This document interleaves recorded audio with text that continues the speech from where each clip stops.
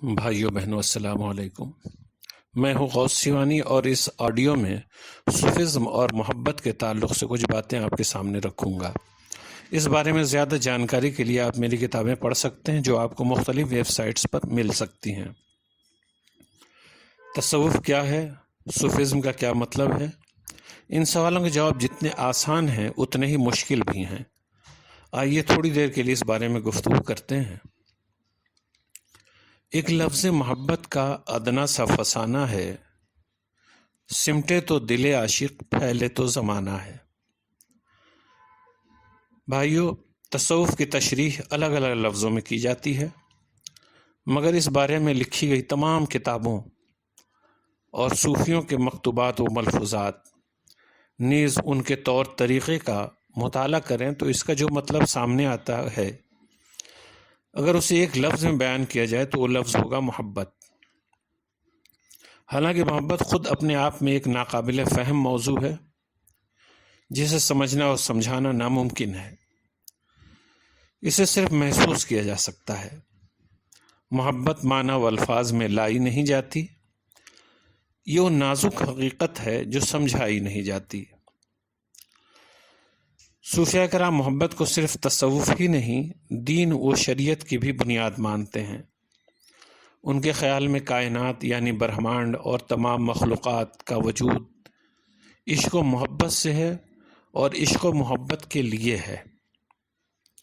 علامہ ابن قیم نے اپنی کتاب روضۃ المحبین و نزہۃ المشتاقین کی ابتدا میں لکھا ہے، اللہ نے اپنی کتاب اور رسول سے محبت کرنے والوں کو تمام محبت کرنے والوں پر زبردست فضیلت بخشی۔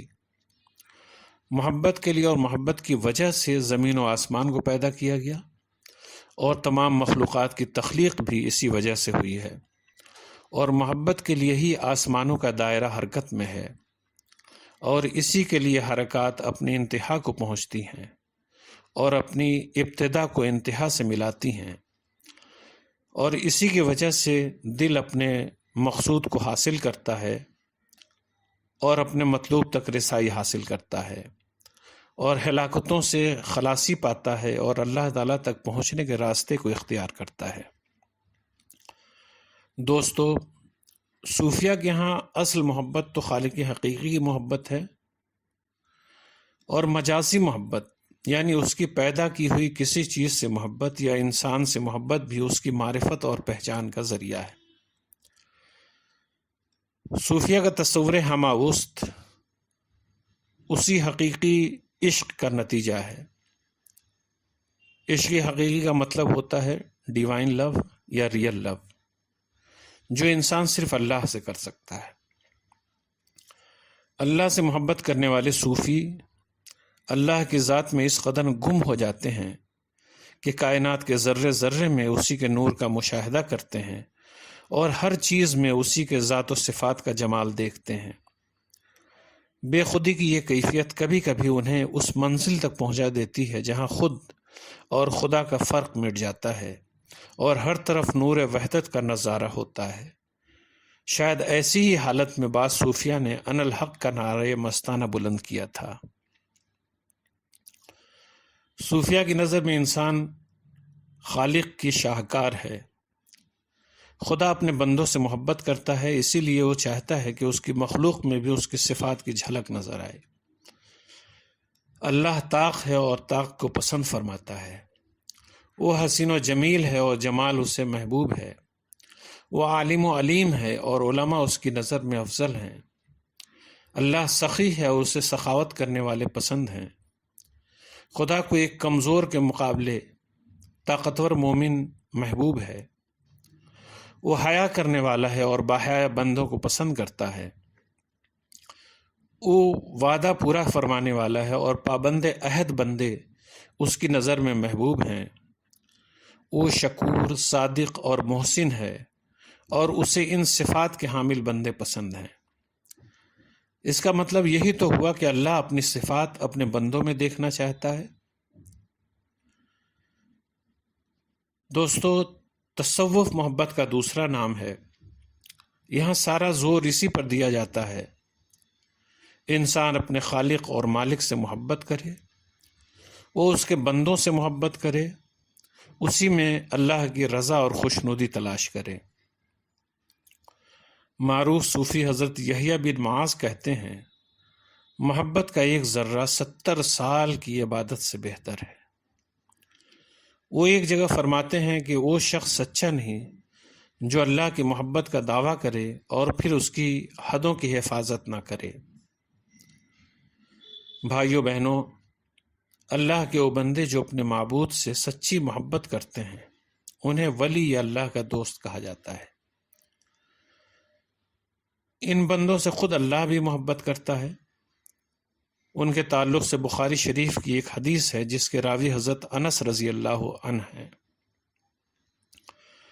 رسول محترم صلی اللہ علیہ وسلم نے ارشاد فرمایا کہ اللہ تعالیٰ فرماتا ہے، جو میرے دوست کی توہین کرتا ہے وہ مجھ سے اعلان جنگ کرتا ہے، اور بندہ فرائض کی ادائیگی کے علاوہ کسی چیز سے میرا قرب حاصل نہیں کر سکتا، اور بندہ نوافل سے میرے قرب کو حاصل کرتا ہے، یہاں تک کہ میں اسے اپنا محبوب بنا لیتا ہوں، اور جب وہ میرا محبوب بن جاتا ہے تو میں اس کے کان بن جاتا ہوں جس سے وہ سنتا ہے، میں اس کی آنکھ بن جاتا ہوں جس سے وہ دیکھتا ہے، میں اس کے ہاتھ بن جاتا ہوں جس سے وہ پکڑتا ہے، میں اس کے پاؤں بن جاتا ہوں جس سے وہ چلتا ہے، لہٰذا وہ مجھ سے سنتا ہے، مجھ سے دیکھتا ہے، میرے ذریعے پکڑتا ہے اور میری دی ہوئی طاقت سے چلتا ہے۔ اگر وہ مجھ سے مانگے تو میں اسے عطا فرماتا ہوں، اور اگر وہ مجھ سے پناہ چاہے تو اسے پناہ دیتا ہوں، اور میں کسی چیز میں تردد نہیں کرتا سوائے اپنے اس مومن بندہ کی موت کے جو موت کو ناگوار سمجھتا ہے اور مجھے اس کی موت کی برائی ناپسند ہے، حالانکہ موت اس کے لیے ضروری ہے۔ بھائیو، صوفیہ کی نظر محبت ایمان و یقین کی بنیاد ہے، جنت کی کنجی ہے، اللہ کی خوشی حاصل کرنے کا ذریعہ ہے۔ مگر سب سے افضل محبت الہیہ ہے، اور سب سے زیادہ مسرور کن دیدار، جس سے سب سے زیادہ خوشی ہوتی ہے، جس دیدار سے اللہ کے نور کا دیدار ہے۔ دنیا کے حسینوں کا حسن اللہ کا عطا کیا ہوا ہے۔ یہ حسن جب اتنا پرکشش ہے کہ دیکھنے والے نظریں ہٹانے کو تیار نہ ہوں تو اس کے حسن و جمال کا کیا عالم ہوگا جس نے انہیں پیدا کیا ہے۔ حدیث میں فرمایا گیا ہے، اللہ جمیل و یحب الجمال، یعنی اللہ حسن والا ہے اور حسن کو پسند فرماتا ہے۔ یقیناً اللہ ایسا حسین و جمیل ہے کہ اس جیسا حسن و جمال والا کوئی دوسرا نہیں۔ اللہ کا ایک صفاتی نام جمیل بھی ہے۔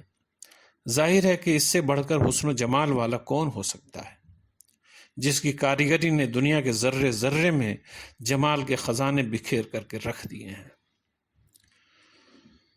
مسلم شریف کی حدیث ہے، حضرت ابو موسیٰ سے روایت ہے، رسول اکرم صلی اللہ علیہ وسلم نے فرمایا کہ اللہ کے سامنے نور کا پردہ ہے، اگر وہ اٹھا دے تو اس کے چہرے کے انوار حد نگاہ تک اس کی مخلوق کو جلا کر بھسم کر دیں۔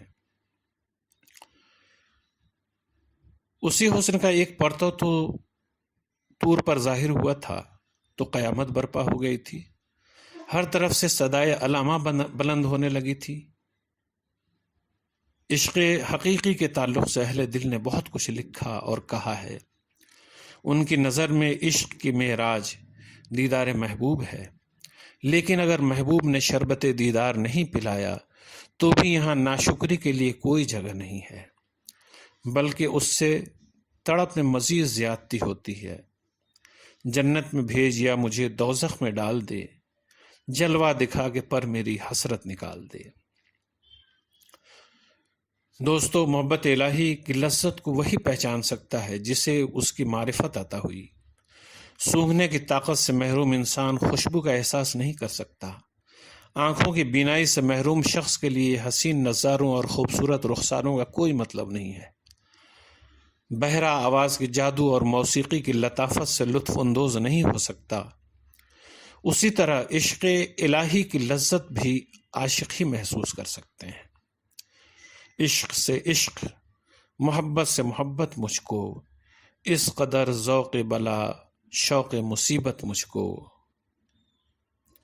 دوستو، اس آڈیو میں فی الحال یہیں تک۔